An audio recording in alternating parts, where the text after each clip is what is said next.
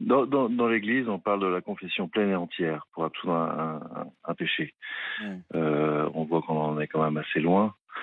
Euh, c'est c'est- c'est- c'est assez affligeant de voir le pape ne pas se rendre compte de la gravité de ses propos et à quel point ils sont en opposition directe avec l'enseignement de la Bible, qu'on y croit ou qu'on n'y croit pas, mais derrière ça, il y a quand même des valeurs qui ont été érigées. Avant Jésus-Christ, il y avait Socrate. Enfin, je veux dire, la vérité rend libre. Ça date pas de Jésus-Christ. J'avais hier Alexandre, avec qui j'ai fondé La Parole Libérée, et on avait une conversation et on discutait de ça et on en est arrivé à la conclusion que le, le pape est un idiot en fait. Pour ne pas se rendre compte à ce point-là, d'être à ce point hors sol, pour s'ériger dans ce pouvoir, ça relève vraiment de l'idiotie.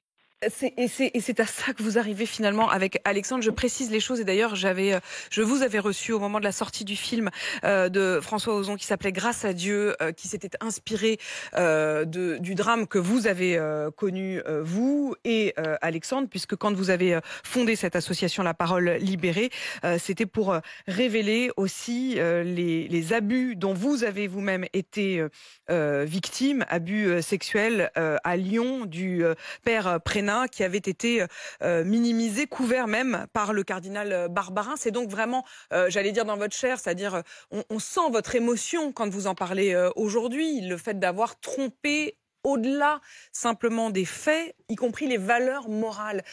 C'est toute la question et on sent la grande émotion qui empare aussi la Fondation Emmaüs, parce que l'abbé Pierre, c'est celui qui a aussi sauvé des vies.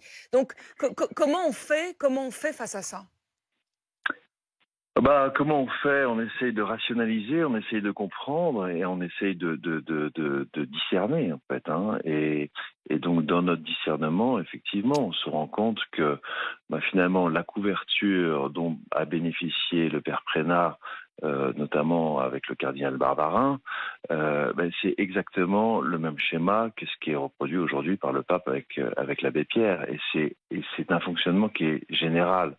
Et donc, comment on fait? On se bat pour faire naître la vérité, la vérité qui rend libre, la vérité qui est la base même de l'amour. Il n'y a pas d'amour sans vérité. Et donc, on en arrive à avoir une force intérieure qui permet de faire naître une commission qui s'appelle la SIAZ, et qui permet de comprendre la causalité du problème et qui finit par révéler 200 à 300 000 victimes et de constater que cette Église n'a aucun chemin de repentance. On dit que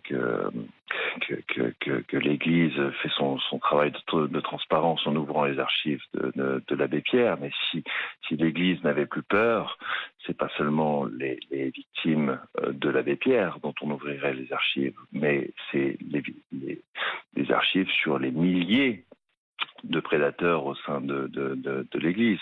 On voit bien que là, la confession pleine et entière, on n'y est pas du tout, en fait. Et donc, on privilégie